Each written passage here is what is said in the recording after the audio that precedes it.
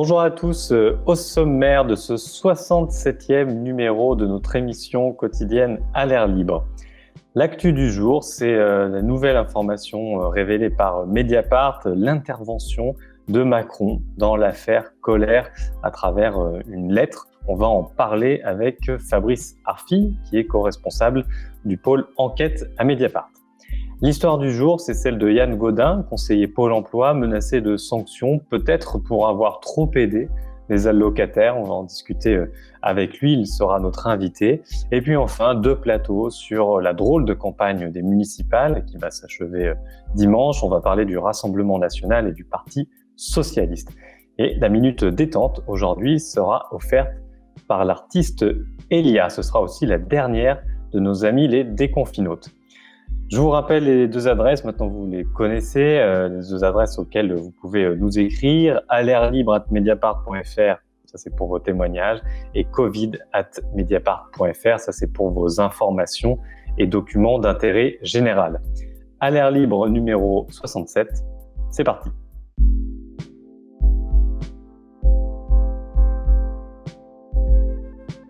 L'actualité du jour, en tout cas celle que crée Mediapart, c'est un nouveau rebondissement dans l'affaire Kohler. Hier soir, Martine Orange a publié un article consacré à ce rebondissement, la révélation d'une lettre d'Emmanuel Macron qui aurait potentiellement tout changé dans la procédure qui était en cours pour investiguer sur le conflit d'intérêts dans lequel est peut-être pris Alexis Kohler. Alors, on va en parler avec Fabrice Arfi. Bonjour Fabrice. Salut Fabien. Voilà, tu es co-responsable du pôle enquête à Mediapart. Quel est tout simplement l'enjeu des révélations qu'on a faites hier soir autour de ce secrétaire général de l'Élysée quand on parle de l'interventionnisme de Macron à travers cette lettre, et je renvoie à l'article pour tous les détails, quel degré de gravité ça a par rapport au fonctionnement régulier des institutions? Où est le scandale en un mot? Alors, comme tu l'as dit, Alexis Kohler, c'est pas n'importe qui, hein, c'est le numéro 2 de la présidence de la République qui, depuis déjà des révélations d'il y a plusieurs mois de Martine Orange sur Mediapart, est pris dans une affaire de conflit d'intérêts dont la justice essaye de savoir si ça n'est pas une prise illégale d'intérêts. À savoir, il a caché des liens qu'il avait avec une énorme entreprise, une multinationale qui est un croisiériste qui s'appelle MSC, qui a profité depuis des années d'un certain nombre de libéralités de l'État, notamment quand M. Kohler travaillait avec M. Macron à Bercy et depuis qu'ils sont l'un et l'autre à l'Élysée. La justice enquête et ce que révèle Martine Orange est absolument considérable pour répondre à ta question, puisque les enquêteurs de la BRDE, la Brigade de répression de la délinquance économique, une sorte de brigade financière parisienne, émettent un premier rapport de synthèse le 7 juin 2019 qui accable Alexis Kohler sur la foi des témoignages, mais surtout des documents qu'ils ont récupérés en perquisition, notamment à Bercy, qui viennent confirmer, conforter et même d'une certaine manière amplifier les révélations de Mediapart. Nous sommes le 7 juin et patatras, le 1er juillet, Emmanuel Macron, président de la République en fonction, écrit une lettre dont il sait qu'elle va être versée à la procédure du parquet national financier, qui, comme tout parquet, est statutairement soumis au pouvoir exécutif, et par une sorte de magie, je sais qu'il n'y a pas d'argent magique, mais peut-être qu'il y a des lettres magiques, la police se voit dans l'obligation d'écrire à quelques jours d'intervalle exactement le contraire de ce à quoi elle avait conclu dans le fameux rapport de synthèse du 7 juin 2019. Et dans la moiteur du mois d'août 2019, un procureur adjoint du parquet national financier va finalement classer sans suite cette affaire qui était pourtant, d'après l'enquête de police, accablante. Alors pourquoi c'est un énorme problème pour le fonctionnement des institutions? Parce que le président de la République, Emmanuel Macron, est garant de l'indépendance d'un point de vue constitutionnel de la justice française. Et en intervenant de la sorte dans une procédure judiciaire dont la direction d'enquête est entre les mains d'un parquet lui-même soumis au pouvoir exécutif, lui-même soumis au président de la République, ça ne peut que poser des questions majeures sur la séparation des pouvoirs. D'autant que l'attestation d'Emmanuel Macron intervient à ce moment crucial au lendemain de la publication d'un rapport de police accablant pour son numéro 2. Et cette attestation n'a aucun sens puisque M. Macron avait déjà fait une attestation en 2016 pour Alexis Kohler. Pourquoi en refaire une à ce moment-là de l'enquête? Alors on voit bien aujourd'hui l'embarras total au sommet de l'État, notamment celui de M. Ferrand, le président de l'Assemblée nationale, qui a été interrogé par des confrères sur nos révélations, et il a dit, tentant de nuancer le travail de Martine Orange, qu'après tout, c'était une attestation d'employeurs comme plein d'employeurs en font en justice. Sauf que je ne suis pas certain que beaucoup d'employeurs en France deviennent président de la République et autorité sur les enquêteurs. Alors, qu'on soit bien clair, hein, c'est l'importance du calendrier, c'est que entre les deux rapports qui disent pas la même chose, hein, Martine montre bien dans l'article les différences d'appréciation qui sont portées sur le litige en cours. Il n'y a pas d'autres éléments que cette lettre qui viendrait expliquer pourquoi ça change du tout au tout. En fait, c'est l'élément central et c'est l'élément symbolique central, puisque c'est l'élément du président de la République, et c'est à ce point central que il y a un événement d'enquête qui n'est pas négligeable, c'est que Alexis Kohler est entendu comme suspect par les enquêteurs après leur premier rapport. Mais Alexis Kohler ne fait que répéter ce qu'il n'a cessé de dire publiquement devant les enquêteurs, et il a excipé la lettre du président de la République, qui est le supérieur hiérarchique de tout ce beau monde, policiers qui savent de quoi ils parlent, puisqu'ils ont fait leur premier rapport de synthèse accablant, qui sont les mêmes qui ont fait les perquisitions, notamment à Bercy, et qui connaissent le dossier sur le bout des doigts, mais aussi du parquet national financier, dont les enquêteurs ont établi un certain nombre d'éléments susceptibles d'être reprochés à Alexis Kohler. Et donc, on voit bien là que cette lettre qui est donnée par M. Macron à destination du PNF, donc c'est une immixtion du pouvoir présidentiel dans une procédure judiciaire, va avoir comme conséquence magique que la police va devoir réécrire le contraire de ce qu'elle avait pourtant démontré. Alors, hier soir, il y a eu cette information publiée par Martine Orange qui publie à nouveau de nouvelles révélations, de nouveaux éléments dans cette enquête au long cours. Hein. Ça fait des mois et des mois qu'elle suit ce dossier. Est-ce que tu peux nous en dire un peu plus sur les nouveautés qui seront à lire sur Mediapart? Oui, il faut vraiment saluer l'opiniâtreté et la méticulosité du travail de Martine Orange dans cette affaire l'affaire Kohler qui devient de fait une affaire Macron et un possible scandale judiciaire qui met en cause l'attitude du parquet national financier, en tout cas de certains de ses membres. Hein. Il ne s'agit pas de mettre tout le monde en cause. Aujourd'hui, elle va plus loin dans le fond du dossier. Et donc, elle raconte comment Alexis Kohler a pu dissimuler ses liens familiaux avec le groupe MSC, qui est un croisiériste, tout en étant au cœur d'une machine d'État, et non des moindres, celle de Bercy, qui donne un certain nombre de faveurs à ce croisiériste. Et c'est précisément ce à quoi avaient conclu les policiers, que nous avions des liens qui, pour beaucoup de personnes au cœur de l'État, étaient cachés.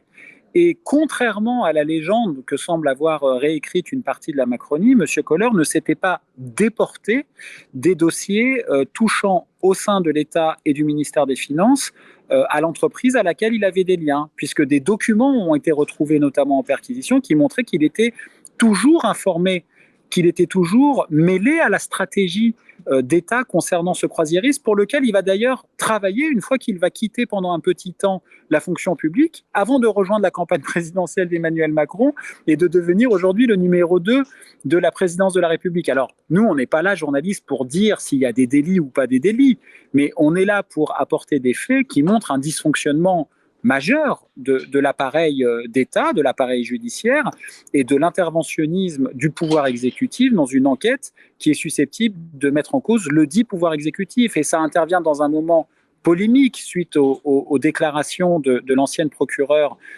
du PNF, Éliane Houlette, dans l'affaire Fillon, dont moi, à titre personnel, j'ai un peu du mal à comprendre l'enjeu, puisque dans l'affaire Fillon, en ce qui concerne les affaires politico-financières, le problème de l'immixtion du pouvoir, c'est si on enterre les dossiers ou si on les truque. dans l'affaire Fillon, il n'est en rien question de ça, puisque les époux Fillon ont été incapables de produire le moindre post-it susceptible de contrer les affirmations du canard enchaîné qui ont ensuite été confirmées par la justice. Donc, avec l'affaire Kohler, là, on est dans un vrai problème de relation entre le pouvoir politique et le pouvoir judiciaire. Très bien, mais en tout cas, merci de ces explications, Fabrice, et on donne évidemment un rendez-vous sur Mediapart pour lire le détail de tout cela. Merci beaucoup.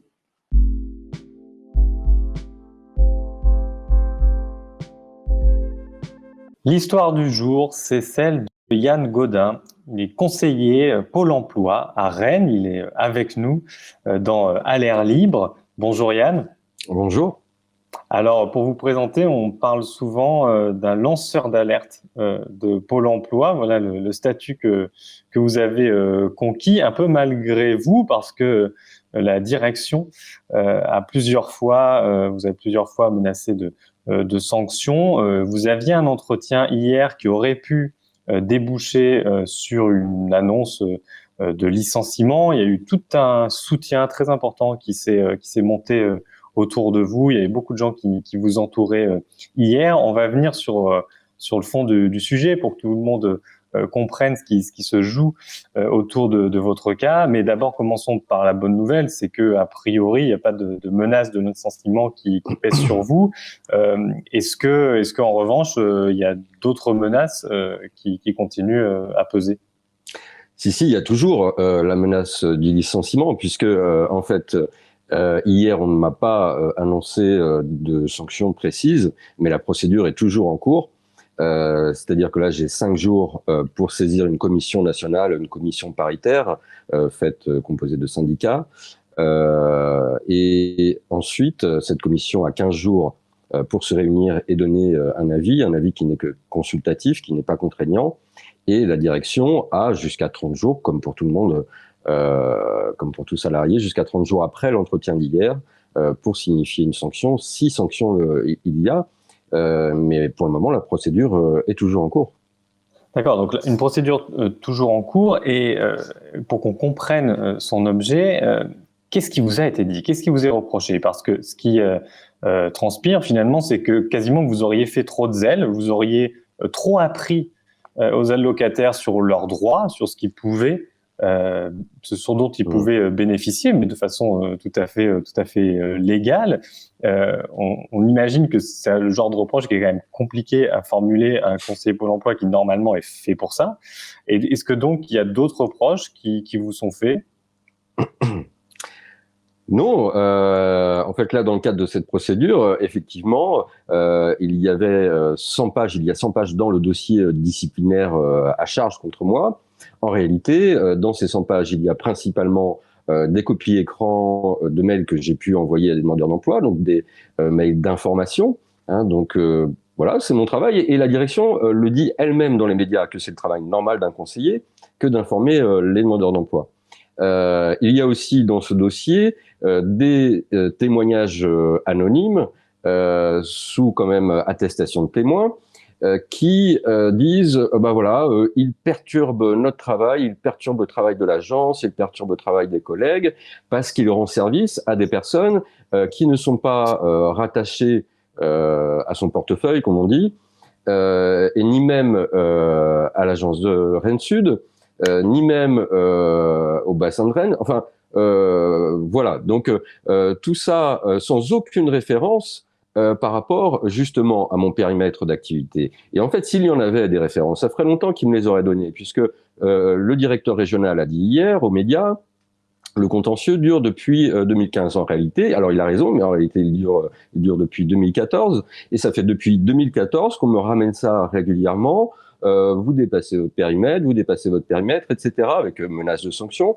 Et puis voilà, aujourd'hui on est sur une procédure pour une sanction très lourde. En réalité, voilà, c'est l'obligation de l'employeur, s'il me reproche de dépasser mon périmètre, que d'apporter des références qui valent pour tous les conseillers de France. Il est hors de question évidemment qu'un conseiller ait des droits réduits par rapport à d'autres conseillers qui font le même métier, parce que derrière ça, ce sont les droits des usagers qui sont en jeu. Donc ça voudrait dire quoi? Ça voudrait dire que moi, si d'un coup j'avais un avenant à mon contrat de travail qui dirait vous ne renseignez que des gens qui habitent tout près de l'agence Rennes Sud et qui sont donc rattachés à cette agence.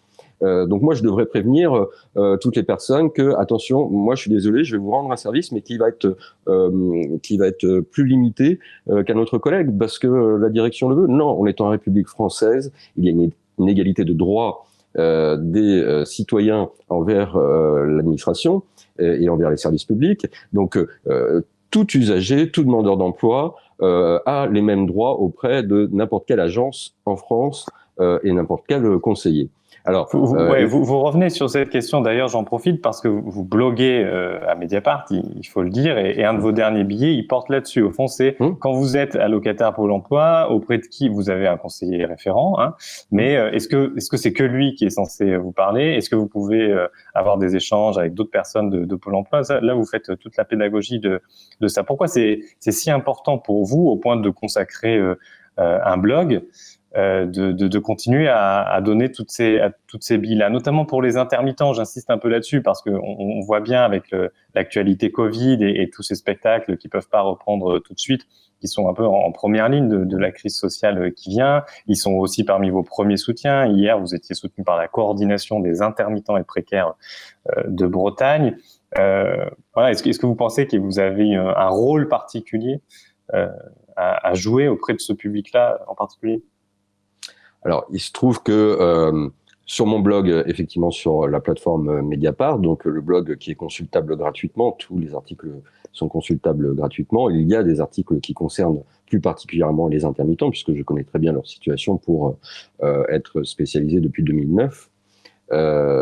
Donc, y compris dans ce dernier article. Ce dernier article, je l'ai écrit parce qu'évidemment, il y a des gens qui suivent mon histoire de salarié et qui pourraient mal comprendre aussi l'espèce de message qui est envoyé par ma direction et qui pourraient se dire voilà, moi je suis enfermé en fait, même si ça se passe mal avec mon conseiller, je suis contraint, ferré de rester avec ce conseiller et de ne m'adresser à personne d'autre. Or, pas du tout. Il y a encore une fois aucun texte, aucune référence. En interne, on a une fiche de poste très détaillée avec plein d'activités. Et il se trouve que moi, tous mes actes métiers correspondent bien à cette fiche de poste. Pour ce qui est des intermittents, d'ailleurs, il y a un document de cadrage national qui dit très clairement ce qu'un conseiller en région peut faire et ce qui est réservé à une entité qui gère leurs allocations, qui se trouve en Île-de-France, dans des locaux qui ne sont pas ouverts au public. Du coup, moi, je respecte scrupuleusement ce document que je connais très bien, qui existe depuis 2015 au moins, qui a été mis à jour, etc. Par contre, ma direction locale en Bretagne, elle, manifestement, ne connaît pas ce document ou ne l'a pas bien compris, pourtant il est très explicite, puisque on me reproche de donner des informations aux intermittents. Mais j'en ai parfaitement le droit, et non seulement j'en ai le droit, mais j'en ai le devoir. Un intermittent qui se présente en agence, qui est en difficulté, qui a besoin d'une réponse urgente sur son dossier, on doit lui dire tout ce qu'il y a dans son dossier, éventuellement même lui montrer son dossier. Donc ça n'a aucun sens, tous ces griefs. Et puis toutes ces brimades que j'ai subies depuis 6 ans sont complètement illégitimes et sont complètement, quelque part, complètement illégales. Je vais vous poser la question un peu brutalement. Est-ce que vous croyez qu'on vous reproche de faire perdre des sous à Pôle emploi? Alors, j'ai sur le blog écrit un article pour apporter 7 hypothèses qui pourraient être à l'origine ou qui pourraient expliquer toutes ces anomalies, enfin de réelles pratiques frauduleuses dont a connaissance la direction, que non seulement elle couvre, mais elle perpétue. Donc moi je n'ai pas, évidemment je n'ai absolument pas les moyens, moi, en tant que petit conseiller à Rennes, de mener une investigation nationale pour comprendre quels sont les responsables et puis est-ce qu'il y a une stratégie derrière ça, en lien avec qui? Est-ce que c'est purement interne à Pôle emploi ou est-ce que c'est peut-être lié au gouvernement, à l'UNEDIC, aux investisseurs internationaux, dont certains sont basés dans des paradis fiscaux, qui spéculent sur la dette de l'UNEDIC. Donc qui ont, eux, évidemment, tout intérêt à ce que l'UNEDIC encaisse un maximum d'argent et en dépense un minimum. Voilà. Mais je suis pas complotiste dans le sens où je vais pas affirmer que c'est certainement ça l'explication. Maintenant, voilà, pour les syndicats qui défendent les salariés Pôle emploi, bon, évidemment, la masse salariale, quelque part, elle dépend aussi des dépenses de l'établissement, aussi bien des dépenses de fonctionnement, mais aussi, comme on est financé aux 2 tiers par l'UNEDIC et puis 1 tiers par l'État. Donc, oui, il y a des enjeux après d'intérêt privé, d'intérêt personnel, individuel, en termes de masse salariale aussi. Donc, l'argent, oui, il y a peut-être un rôle là-dedans. Maintenant, si demain, et on peut le faire très simplement, on permet à tous les citoyens, et pas seulement eu égard au service de Pôle emploi et à l'indemnisation par Pôle emploi, mais également par rapport à la CAF, etc. On pourrait très bien avoir un site internet où chaque mois, chaque citoyen qui le veut, en tout cas, déclare ce qu'il a gagné dans le mois, combien d'heures il a travaillé, etc., comme les usagers de Pôle emploi le font chaque mois, et puis ça déclencherait automatiquement les aides auxquelles ils ont droit. Voilà. Bon, maintenant, si on fait ça, évidemment, il va y avoir des dizaines de milliards chaque année d'argent public à dépenser en plus. Donc, vous soulignez après, ce phénomène qu'on appelle le non-recours. On parle souvent des fraudes, mais en réalité, c'est sans doute pas grand-chose à côté du non-recours au droit qui prévaut chez beaucoup de gens qui pourraient faire la loi. Et notamment, et surtout, les plus en difficulté, les plus précaires, notamment ceux qui maîtrisent peu la langue française et qui n'arrivent pas à s'en sortir et du coup qui n'arrivent pas à lire tout simplement les textes pour savoir de quel droit ils pourraient bénéficier. On va dire que c'est plutôt la personne très cultivée, habituée à l'usage de l'informatique, qui va être plus initiée que les autres et qui va pouvoir bénéficier à plein de ses droits. Donc c'est pas très juste. Ça peut être corrigé très vite. Bon, après, moi j'ai bien conscience évidemment qu'il faudra de nouveaux arbitrages, peut-être redescendre des paliers pour certains droits, etc. pour ne pas faire peser sur les concitoyens contribuables, et tout le monde l'est quelque part, puisque si on fait ses courses, on paye la TVA. Donc, pour ne pas faire peser sur tout le monde une très forte augmentation de dépenses sociales. Enfin bon, après, ça m'appartient pas, c'est de la politique, c'est le rôle du gouvernement et puis des partenaires sociaux éventuellement. Alors, les partenaires sociaux, parlons-en, ce sera ma dernière question, parce qu'à l'heure où on enregistre cette émission, les syndicats rencontrent aujourd'hui Emmanuel Macron pour parler de la fameuse réforme de l'assurance chômage, donc qui concerne Pôle emploi, on a beaucoup documenté à Mediapart. On va pas raconter tout ça, mais à quel point elle peut être très dure pour certains allocataires ou pour certaines personnes qui auraient pu espérer devenir allocataires. Vous, votre point de vue, c'est quoi? C'est que vu la crise sociale qui est en train d'arriver à la suite de la pandémie, il faut tout suspendre. Alors en fait, c'est très simple. Cette réforme qui a été décidée par le gouvernement, puisqu'habituellement c'était les partenaires sociaux, les syndicats, qui négociaient tous les 2 ans le règlement d'assurance chômage. Là, c'est le gouvernement donc qui a décrété ses propres règles et qui effectivement était particulièrement dure, particulièrement inédite également. Maintenant, ce règlement, il a été fait dans un contexte de faible taux de chômage qui diminuait de mois en mois, de trimestre en trimestre. Par exemple, en Bretagne, on était quasiment au plein emploi avant le confinement. Après, bon, il y a des territoires qui restent, qui étaient encore très touchés, avec des taux de 15-20% de chômage, notamment dans le nord de la France. Mais bon, là aussi, il y a un principe républicain. Tout le monde bénéficie des mêmes droits, et donc le règlement d'assurance chômage s'applique sur le territoire dans son ensemble. Maintenant, bon, pour ce qui est de la deuxième lame, qui risquait fort pour un grand nombre de personnes qui travaillent de manière alternative, enfin qui ont des contrats courts, et puis des petites périodes de chômage, comme les saisonniers par exemple, et puis plein d'autres métiers encore. Ces gens-là risquaient de se retrouver avec des toutes petites allocations, donc ça leur aurait fait très mal. Et puis, donc ça a été repoussé là dans un premier temps au mois de septembre, l'entrée en vigueur de cette deuxième lame. La première lame, elle est déjà en vigueur puisqu'elle est passée en avril, c'est-à-dire que maintenant il faut avoir travaillé 6 mois pour ouvrir des droits, alors qu'il fallait avoir travaillé que 4 mois précédemment et même seulement 1 mois à temps plein pour recharger des droits. Maintenant, ce que j'ai entendu dire, c'est que le gouvernement pourrait finalement revenir sur, y compris ces conditions d'affiliation qui sont en vigueur depuis avril. Donc, personnellement, moi, je suis pas inquiet parce que ce serait une telle catastrophe que cette réforme s'applique dans un contexte de très fort taux de chômage et puis surtout de moindres opportunités. Bon, ça serait très risqué au niveau de la paix sociale, donc je pense que il serait très raisonnable de revenir à des conditions comme on les avait connues, par exemple, dans le règlement précédent. Très bien. Écoutez, merci Yann Godin d'avoir pris le temps de nous parler. Et puis, on se tient au courant, évidemment, des suites de la procédure que vous nous avez expliquée. Merci beaucoup. Merci. Et tout de suite, dans À l'air libre, la minute détente est assurée par l'artiste Elia.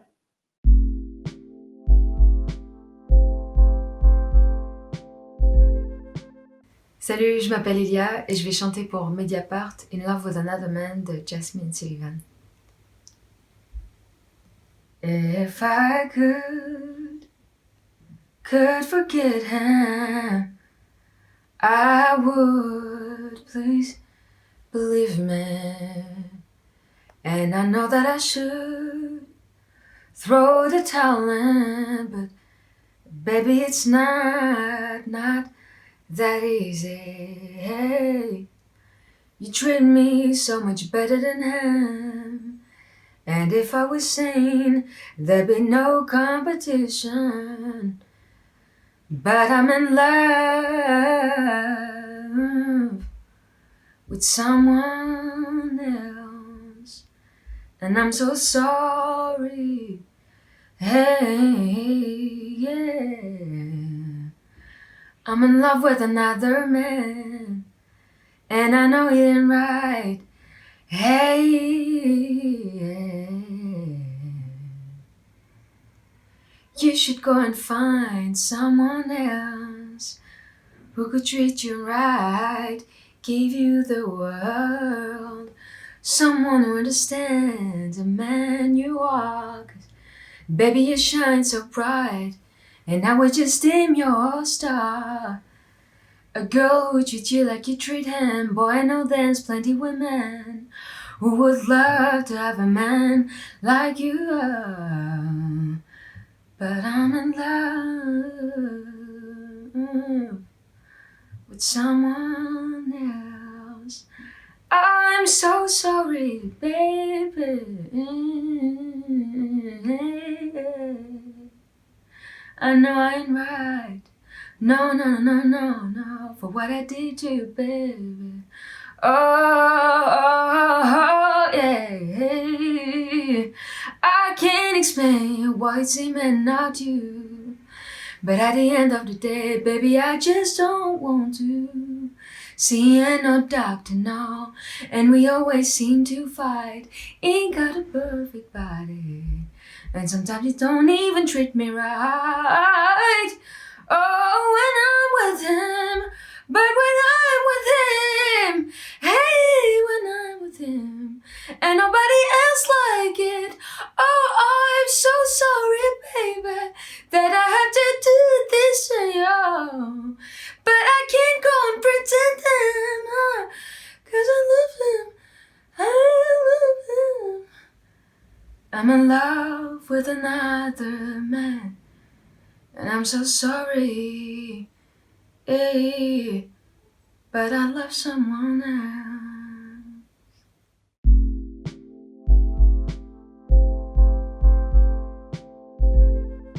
Vous le savez, À l'air libre raconte cette campagne des municipales complètement atypique. Ce sont nos derniers plateaux aujourd'hui avant le deuxième tour qui aura lieu dimanche 28 juin. Alors on va s'intéresser avec nos deux invités pour commencer au Rassemblement national, en mauvaise posture dans pas mal d'endroits pour ce scrutin. On va recevoir Lucie Delaporte, donc qui est ma collègue qui couvre les droites à Mediapart, et Benjamin Théoul, qui est directeur de publication de notre partenaire, le DOC, à Montpellier, dans l'Hérault. Bonjour à tous les deux. Bonjour.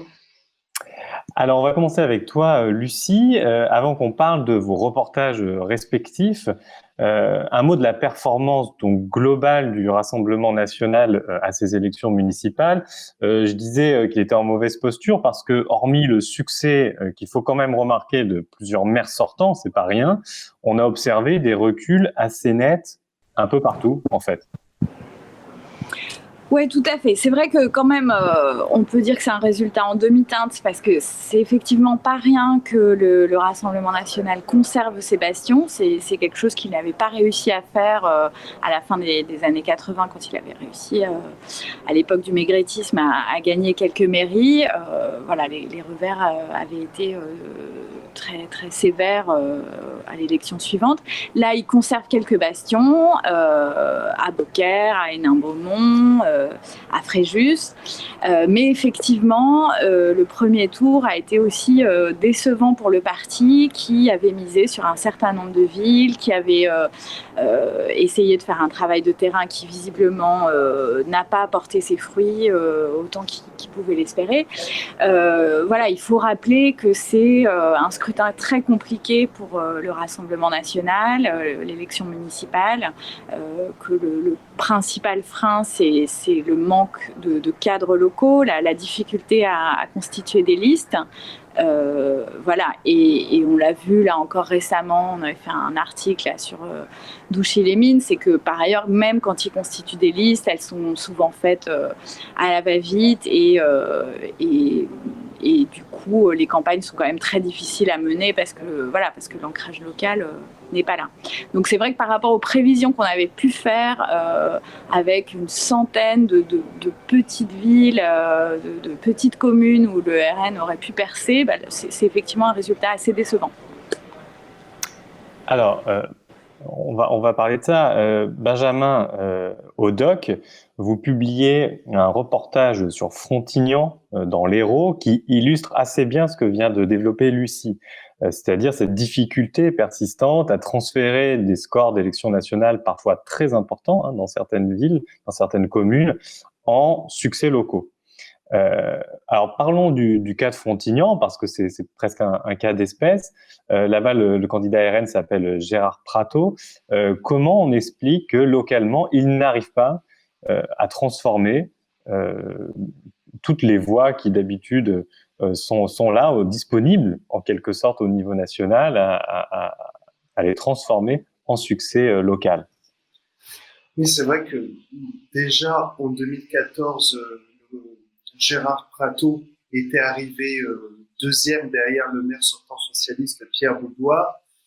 Et les 6 ans après, finalement, c'est exactement la même configuration, sauf que là, les candidats qui se sont retirés opposent un vrai front républicain sans aucune ambiguïté. Du coup, on a l'impression qu'en 6 ans, quasiment rien n'a changé, si ce n'est qu'entre-temps, sur les élections nationales, les régionales, présidentielles, européennes, sur Frontignan, les scores sont très élevés. Par exemple, sur Frontignan, quand au présidentiel, les Français choisissent Emmanuel Macron au second tour, les Frontignanais, sur le littoral héraultais, préfèrent Marine Le Pen à 51%. Donc, c'est un vrai désaveu ce résultat du premier tour.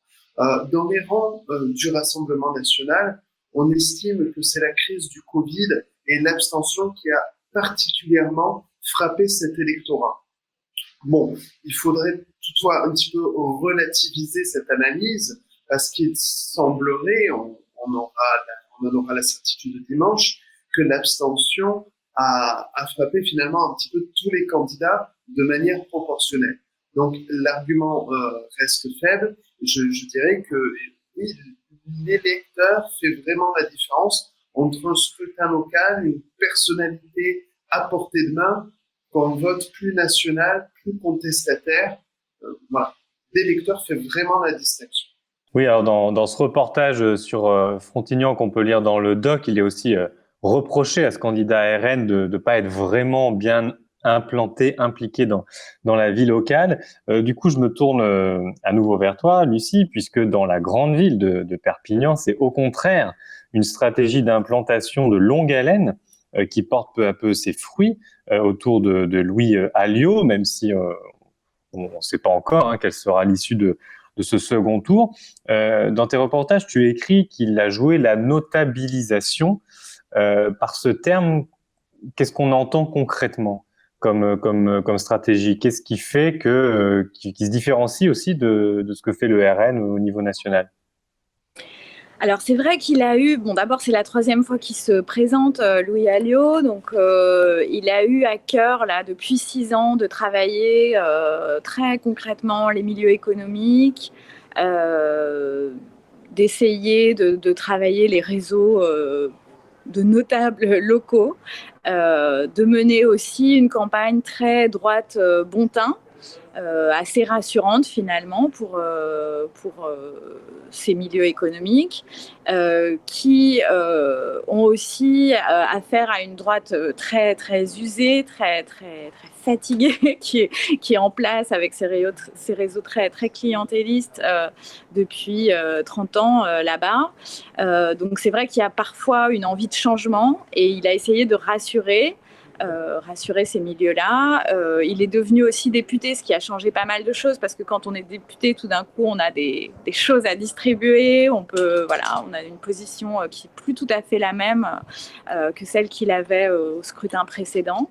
Et on a vu des personnalités locales le rallier, comme le président du tribunal de commerce, des personnalités qui comptent dans le milieu économique. C'est ça principalement sa notabilisation. Voilà.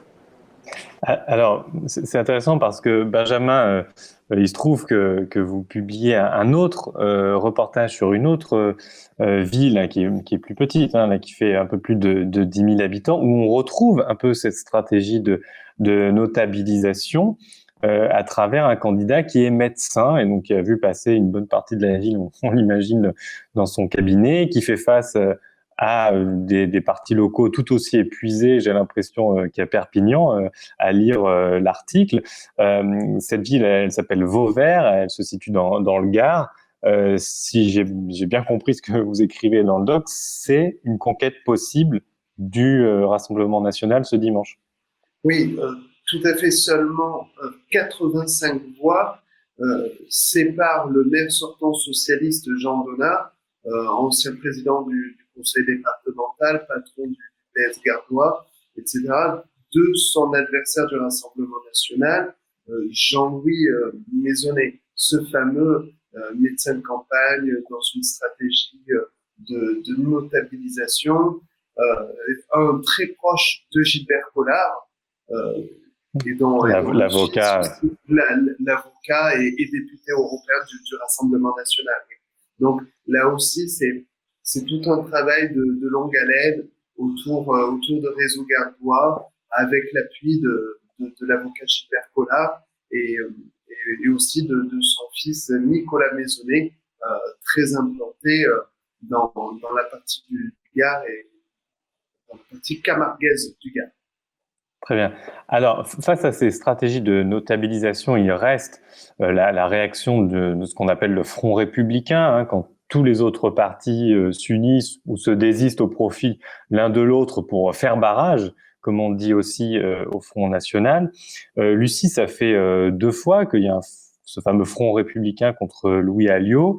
Est-ce qu'il semble aussi solide qu'en 2014 ou est-ce que c'est un peu différent cette année? Est-ce qu'on peut attendre un autre résultat, puisque en 2014, pour le coup, ce Front républicain avait fonctionné?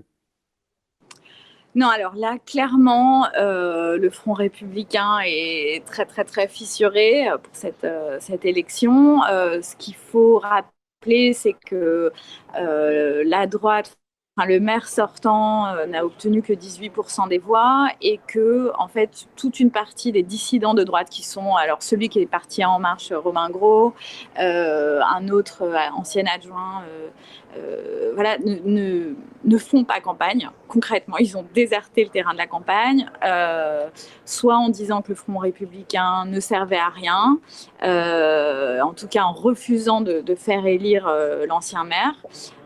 Face à Louis Alliot, donc ça c'est quand même très fort. Et puis il y a eu symboliquement, c'est aussi déterminant dans cette fin de campagne, des ralliements à Louis Alliot de la part de gens de la liste, notamment du candidat En Marche, Romain Gros, et des ralliements de poids, encore une fois, hein. C'est vraiment des acteurs locaux importants qui ont, dans la dernière ligne droite, rallié Louis Alliot. Donc non, le Front républicain aujourd'hui, il est porté à bout de bras par la candidate écologiste Agnès Langevin, qui est aussi soutenue par le PS, mais elle se trouve très très seule et raconte sur le terrain avoir aussi beaucoup de mal à convaincre les gens de gauche qui en ont assez de cette droite qui par ailleurs mène une politique très très très à droite, qui sur certains thèmes est très proche du Rassemblement national, donc ce qui rend le Front républicain par ailleurs assez compliqué à soutenir, notamment pour des gens de gauche. Elle a beaucoup de mal à les convaincre d'aller voter. Donc c'est vrai qu'une des clés du scrutin, ce sera l'abstention. C'est ce que vont faire les électeurs de gauche,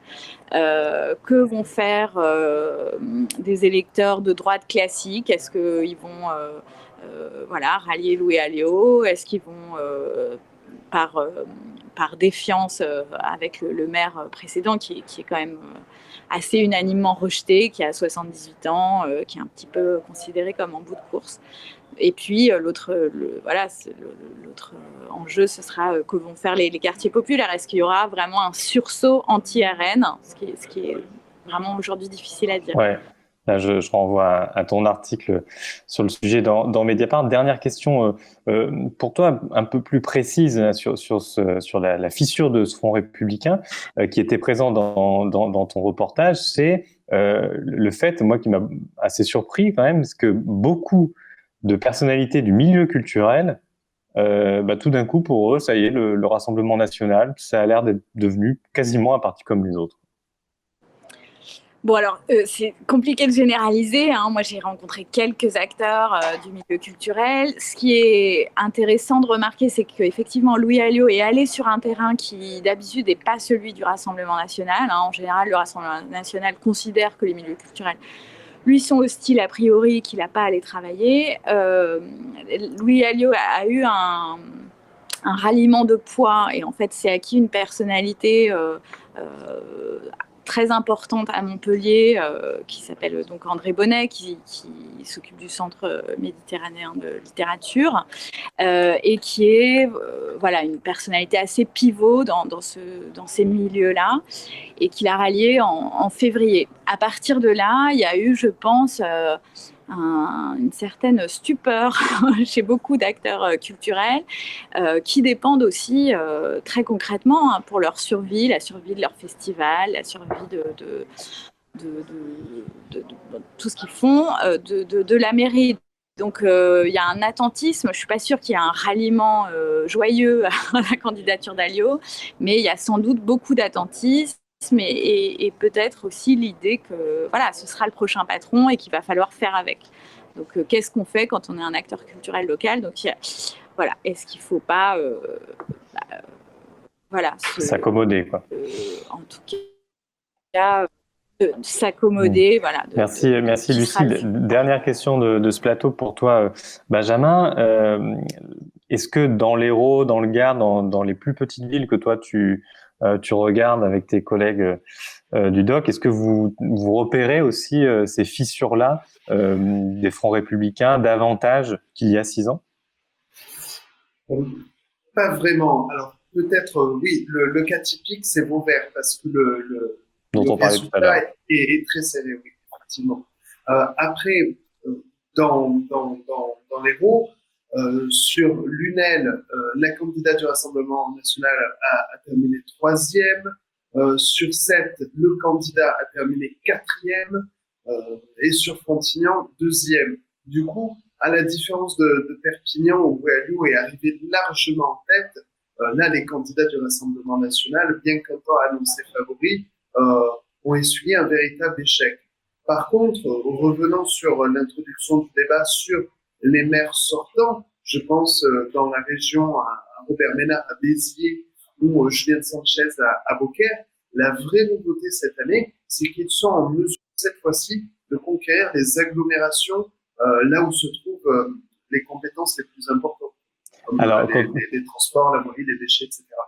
Ouais, effectivement, c'est très important et ils réussissent à conquérir les agglomérations. Pour quelles raisons? Est-ce que c'est d'autres élus RN ou est-ce que c'est de la droite locale qui pourrait se rallier à eux? Oui, il y a les deux phénomènes. Déjà, cette fois-ci, les Julien Sanchez et Robert Ménard ont été élus dès le premier tour avec des scores très élevés, 59% à Beaucaire, 68% à Béziers.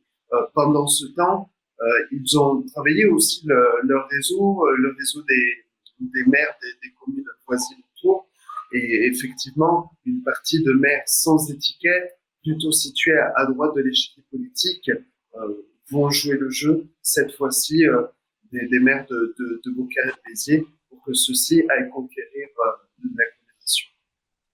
Très bien. Bah, écoutez, merci à tous les deux pour votre participation à ce plateau municipal consacré au Rassemblement national. Je renvoie à vos articles respectifs et concernant ton média, Benjamin, dont nous sommes partenaires, les abonnés de Mediapart pourront voir que dans l'espace Avantage, ils peuvent aussi s'abonner à des médias locaux avec lesquels nous sommes partenaires avec facilité. Merci beaucoup à tous les deux et puis on se reparle de tout ça dimanche soir. Merci, à bientôt. Allez, à l'Air Libre continue, on parle toujours des municipales avec la résilience des socialistes cette fois-ci.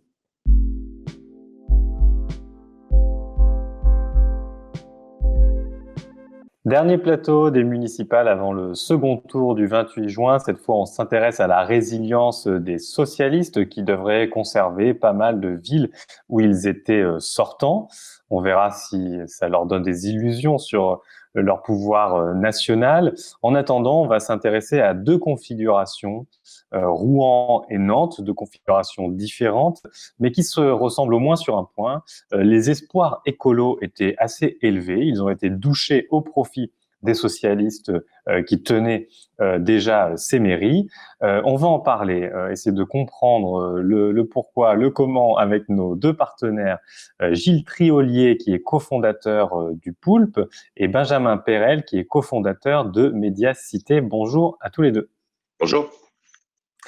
Alors, je le disais, parmi les nombreuses villes sortantes que le PS va probablement conserver dimanche soir, figure Rouen. On va commencer par cette ville. Une ville où tout le monde a en tête évidemment la catastrophe de Lubrizol qui s'est produite le 26 septembre dernier, catastrophe industrielle, qui a fait que tous les regards se sont un peu dirigés vers les écologistes, comme si cet événement allait automatiquement les faire gagner. Alors Gilles, il se trouve que c'est une vision qui s'est révélée assez simpliste. Est-ce que tu peux nous expliquer pourquoi finalement les écolos, tout en ayant fortement progressé quand même, plus que doubler leur score, voilà, n'ont pas réussi à complètement profiter entre guillemets de cet événement massif? C'était une vision simpliste, effectivement, tout simplement parce que le candidat socialiste Nicolas Meyer-Rothschild est arrivé en tête, 6 points de plus que la liste écologiste. Cette vision, cet effet quasi automatique de Lubrizol égale victoire des Verts, c'est plutôt la presse nationale qui l'a fait, qui l'a porté pendant la campagne.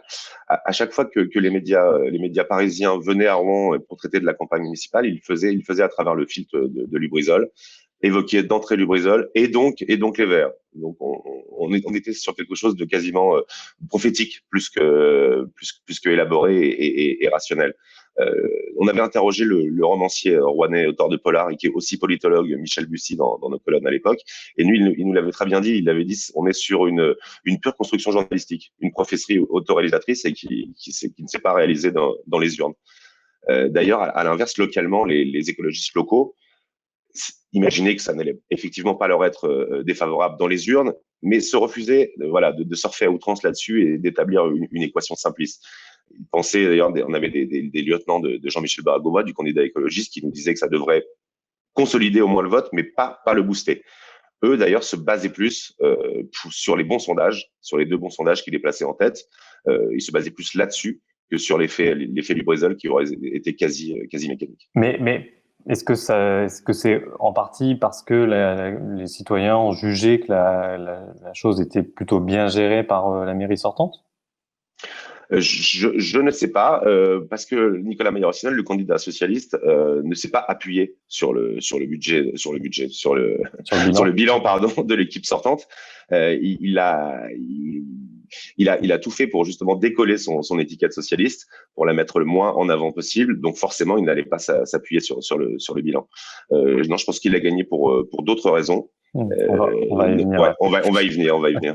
Alors oui, je voulais faire le détour à Nantes avant de parler un peu plus en détail des candidats eux-mêmes, puisque c'est une autre grande ville, une autre grande métropole où les espoirs écologistes étaient assez grands.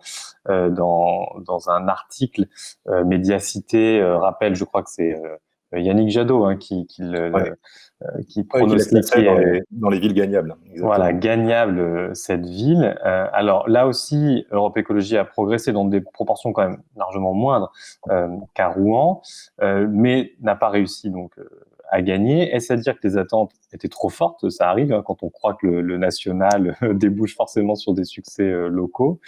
Ou est-ce que on peut vraiment parler d'un échec objectif, même en tenant compte des difficultés à transférer des succès nationaux à des succès locaux? Je crois que à la différence de Rouen, il n'y a pas eu d'emballement ou de prophétie liée au national. Localement, les Verts y croyaient. Alors, la prophétie de Jadot, enfin la prophétie, l'estimation de Jadot comme Nantes ville gagnable, elle venait pas de n'importe où. Elle se basait notamment sur le score qu'avaient réalisé les Verts aux européennes, donc il y a 1 an. Et à l'époque, ils font 24,3% des voix. Quand le PS, dont est issue la maire sortante de Nantes, fait moins de 10. Donc évidemment, à ce moment-là, se crée dans l'esprit de Yannick Jadot, mais aussi dans l'esprit des Verts locaux, l'idée que Nantes est gagnable, qu'il y a une dynamique, que c'est possible. Et c'est vrai que les espoirs ont été sévèrement douchés, parce que là, au premier tour des municipales, ils font donc 19%, quand la maire socialiste sortante fait, elle, plus de 30%. Mais alors, localement, ils expliquent qu'il y a une progression, que 6 ans auparavant, les écolos plafonnaient à 14%, et que donc là, il y a une progression de 5 points. Mais nous, on s'est amusé, entre guillemets, à aller regarder un peu ce que ça disait en voix. Alors qu'il y a une dynamique quand même écologique au niveau national, que dans beaucoup de métropoles, effectivement, les écologistes gagnent beaucoup de voix. À Nantes, c'est minime. Entre 2014 et 2020, ils gagnent 185 voix. Donc 185 voix, c'est rien du tout. Rien. Par comparaison, à Lyon, c'est plus de 17 000 voix. À Toulouse, c'est plus de 15 000 voix. À Lille, c'est plus de 3 500 voix. Donc, objectivement... Lille qui est peut-être le meilleur point de comparaison, parce que là aussi, on a une maire sortante puissante. Exactement. Exactement. Et on a aussi eu des Verts qui étaient intégrés à l'équipe sortante comme à Nantes. Donc, c'est effectivement le point de comparaison peut-être le plus pertinent. Mais quoi qu'il en soit, ça dit bien qu'ils n'ont pas réussi à transformer les espoirs en une dynamique électorale. Et oui, objectivement, on peut parler d'échec. Alors après, ils vont essayer de le transformer en expliquant qu'ils ont négocié un meilleur accord qu'il y a 5 ans. Et effectivement, ils ont réussi sur certains dossiers à faire bouger un petit peu le programme de la candidate socialiste Johanna Rolland. Mais c'est pas la vague verte qu'ils espéraient. Alors, on le disait, dans les 2 cas, on a des mairies socialistes qui sont déjà tenues par les socialistes. Alors, je vais vous faire raconter peut-être un peu plus comment les candidats socialistes ont profité, ont mis à profit leur implantation préalable, et comment ils se sont débrouillés avec l'étiquette socialiste qui reste la leur, en tout cas au moins officiellement. Peut-être on commence par le candidat Nicolas Maillard-Rossignol à Rouen, qui fait partie de l'héritage Fabius. Gilles, j'aimerais t'entendre sur ce candidat qui finalement réussit son pari, alors que dans un papier où vous lui consacriez un portrait, bon, c'est très équilibré, mais enfin, ça commençait quand même un peu durement, où vous expliquez que c'était la bonne personne au mauvais endroit. Oui, c'est ce qu'on écrivait. Ouais. Mais bonne personne parce que c'est quelqu'un de jeune qui est présenté comme brillant, hautes études, Stanford, les mines, quelqu'un de jeune, en même temps expérimenté, qui a pu faire ses preuves à la région. Donc voilà, la bonne personne, c'était pour ça. Mauvais endroit parce qu'il arrivait au mauvais moment, quoi. En fait, en fin de Fabuzy, qui après avoir gouverné région, métropole, ville pendant longtemps, était en bout de course, se disloquait après les défaites successives et le départ de l'ancien Premier ministre au Conseil constitutionnel. Donc on avait un contexte qui était très peu favorable aux socialistes. Mais Nicolas Meyer-Rossignol a réussi à faire une campagne assez dynamique, même si à Rouen elle a été assez atone. Lui, il a commencé très tôt. Et même si le PS nationalement était vraiment en bout de course, on avait oublié que localement, il conservait une structure militante organisée, disponible et qui s'est mis en route très tôt. Et même si lui a mis en avant plutôt le côté société civile de sa liste, qu'il a appelé Fier de Rouen, il a tout fait pour décoller doucement son étiquette socialiste dont il parlait très très peu. Et il s'est tout de même appuyé sur une structure militante socialiste qui fonctionne encore dans la région. Donc il a réussi à contrer les pronostics et le fait qu'on voyait tous un PS fabusien en bout de course, notamment à la ville. Et il est parvenu à gommer cette étiquette-là et à terminer 6 points devant. Ouais, et je renvoie vers le papier du Poulpe aussi pour comprendre comment il a essayé de préempter les thèmes écologistes avec un relatif succès. Il a verdi son discours considérablement. Le PS ici fabusien est plutôt à tendance productiviste. Il a mis l'accent sur l'écologie, mais d'une façon qui avait été rarement portée par le PS ici. Donc, était-ce sincère ou pas, on le verra s'il est élu dimanche, ce qu'il portera comme politique. Mais en tout cas, dans le discours, c'était considérablement verdi, notamment sur un gros projet pour la métropole rouennaise, qui est le contournement autoroutier de Rouen, qui est un projet de longue date, que certains attendent, mais qui est toujours dans les tuyaux. Le PS ici a toujours été a toujours sollicité l'État pour que ça se fasse. Et lui est le premier à tenir un discours légèrement différent. Alors même s'il n'a pas dit clairement qu'il était contre ce projet, il dit maintenant qu'il veut accorder la préférence au train. On voit l'évolution dans le discours. Et je pense qu'il a réussi, oui, à gagner du terrain sur le discours des Verts, sur la politique des Verts et à convaincre les électeurs là-dessus. Ouais. Benjamin, du coup, même question à propos de Johanna Rolland. Est-ce qu'elle a accompli des efforts de ce type-là? Parce qu'on a l'impression quand même que les relations avec les Verts sont assez tendues localement. Est-ce qu'elle a essayé de donner des gages écologistes et sur quelles autres cordes elle a joué pour faire valoir son statut de maire sortante? Alors oui, donner des gages écologistes, elle l'a fait, mais elle avait peut-être moins qu'ailleurs besoin de le faire parce que faut se souvenir que Johanna Rolland, c'est l'héritière de Jean-Marc Ayrault. Jean-Marc Ayrault arrive à Nantes en 1989 et déjà, c'est pas un socialiste productiviste comme ça peut être le cas à Rouen. C'est lui qui introduit le retour des premiers tramways dans les grandes métropoles. C'est les premiers bus en voie propre. C'est les vélos en libre service, etc. Il y a déjà des marqueurs, je vais dire, un peu verts dans la politique socialiste à Nantes. Et en fait, Johanna Rolland, elle s'inscrit dans cette lignée-là en développant, alors elle, ce qu'elle a appelé la social écologie. Donc, c'est vraiment son gimmick, qu'elle martèle à longueur de campagne. Et ces propositions étaient déjà un peu vertes. Les premières propositions de sa campagne, alors déjà vous avez aucune mention du PS sur la campagne, ni point, ni rose, rien du tout. Et ces premières mesures, ces premières propositions, c'est du bio et du local dans les cantines, zéro plastique dans les cantines, c'est des îlots de fraîcheur dans la ville. Donc elle est déjà dans une dynamique, on va dire, un peu verte, avant même d'avoir à fusionner avec les écologistes. Et les points de crispation, ils se font plus sur la gouvernance, c'est-à-dire comment justement est-ce que j'anime une majorité un peu composite avec les Verts et je leur laisse un peu voix au chapitre, et puis sur quelques gros projets un peu phares, autour de l'attractivité nantaise qui pose problème parce que 13 000 habitants de plus dans la métropole chaque année, voilà, il faut les loger, ça crée des soucis et tout et tout. Et donc c'est là-dessus que se sont fait les grosses dissensions. Mais elle bénéficiait déjà d'un héritage, on va dire un peu vert, et elle a continué elle sur cette tendance-là. Et ses rapports avec le PS sont finalement hyper distants. Il y a au final peu de militants PS sur la liste qu'elle présente là au second tour. Le PS, elle considère que c'est un archipel, je ne sais plus ce qu'elle disait, j'avais noté, un archipel d'ego et de clans. Donc elle a vraiment pris ses distances par rapport au parti. Je pense que à Nantes, ce sera pas une victoire PS, ce sera la victoire de la maire sortante, Johanna Roland. Oui, là aussi, c'est un cas typique de l'autonomisation de ces élus par rapport au parti national. On va terminer ce plateau avec une question pour tous les deux, assez brièvement. Est-ce que vous pouvez juste nous dire voilà, les issues probables pour la métropole, parce qu'on a cessé de le dire à Mediapart, les villes-centres, ça compte, mais enfin, là, aujourd'hui, beaucoup de compétences, beaucoup de budget se situent au niveau des intercommunalités et des métropoles. Dans chacun de vos cas, comment ça se profile? Je commence avec vous, avec toi, pardon, Benjamin, parce que oui, c'est là où c'est le plus simple.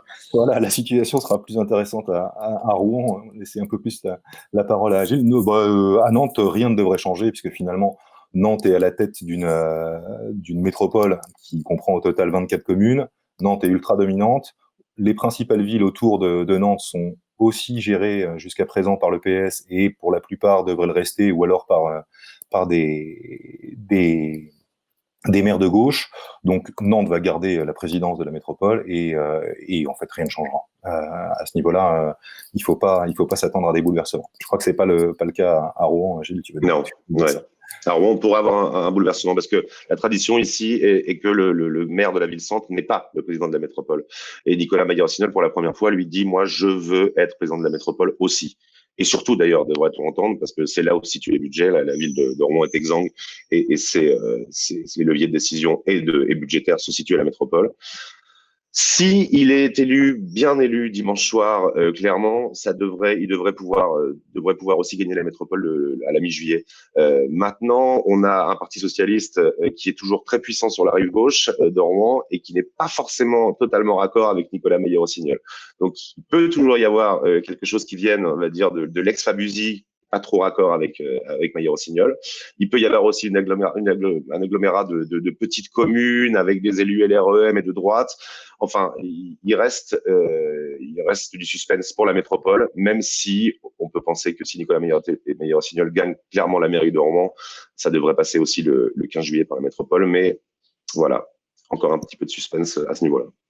Très bien, merci à tous les deux. Je rappelle encore une fois que les abonnés Mediapart dans leur espace avantage peuvent plus facilement aussi consulter vos propres sites. Et puis pour tous les autres, même ceux qui ne sont pas abonnés à Mediapart, je les invite à découvrir vos sites respectifs, que ce soit Le Poulpe ou Médiacité qui couvre plusieurs grandes villes. On avait parlé de Lyon avec Nicolas Barrican il n'y a pas si longtemps.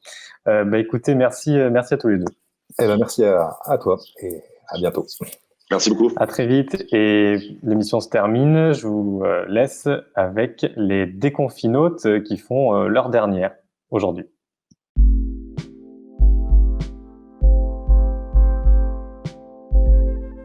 M'entends ? Ouais, t'as vu, il y a du nouveau dans l'affaire Kohler. En fait, Macron, il a envoyé une lettre. Ah ouais, non mais moi j'aime bien l'affaire Kohler. D'ailleurs, si vous voulez un résumé, vous pouvez aller regarder la vidéo qu'on avait fait en 2018 là-dessus. Mais j'ai comme l'impression que les médias, ils vont pas suivre. C'est un peu trop compliqué. Là, il y a pas une photo avec des homards, ça c'est simple. Mais t'imagines Pascal Praud essayer de comprendre quelque chose, le conflit d'intérêts, MSC, qui a envoyé une lettre le premier, machin. J'y crois pas, ça va pas prendre.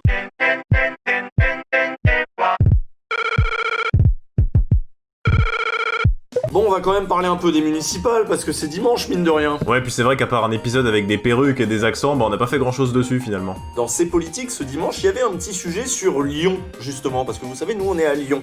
Et à Lyon, il y a 3 teams. Il y a Colomb, ex-PS, ex-LREM, qui s'est rallié à la droite, Kimmelfeld, qui est un ancien proche de Collomb, ex-PS, ex-LREM, maintenant tout seul mais plutôt au centre, et pour finir, la gauche, qui s'est rangée derrière les écolos et Grégory Doucet. Alors ce serait un symbole si les écolos prenaient Lyon. Ouais, puis il pourrait faire plein de trucs, comme des pistes cyclables, puis nous aider à gentrifier avec des cafés associatifs, des marchés de producteurs locaux. Eh ben écoute, c'est ce qu'on a comme gauche chez nous, on va faire avec, hein. D'ailleurs, il y a eu des soutiens importants qui sont venus s'afficher aux côtés de Grégory Doucet. Il y a eu Jadot, qui est venu, puis Julien Bayou aussi, comme on le voit sur cette photo. Et là, si vous connaissez un peu le lore, ouvrez les guillemets, ou si vous êtes lyonnais, vous avez peut-être reconnu une figure locale sur cette photo. C'est pas possible! Mais non! Mais si, c'est lui, c'est Romain Blachier, le même avec qui on avait fait une émission il y a 2 ans, et à l'époque il défendait la République En Marche, et aujourd'hui il fait des checks à Julien Bayou. Alors nous on a voulu en savoir plus, d'autant qu'il y avait un article de Médiacité qui le taclait un petit peu sur sa présence là, à cette séance photo, alors on est allé lui demander. Et du coup tu t'es pas du tout incrusté sur la photo, c'est Bruno Bernard qui t'a invité, parce que Médiacité ils ont un peu l'impression que tu t'es incrusté. J'ai vu Médiacité qui m'avait demandé pourquoi j'étais là, puis bon quand vous venez à quelques-uns, il y en avait certes d'autres qui étaient pas contents, tout court que 3 macronistes, ex-macronistes, etc. Parce qu'il y a Julien Laferrière et puis Mathieu Orphelin aussi, c'est ça. Et de toute façon, dans les ralliements, vous vous retrouvez toujours avec des gens qui sont contents que vous soyez là et d'autres qui sont pas contents. Bon, moi, globalement... Toi, t'es content?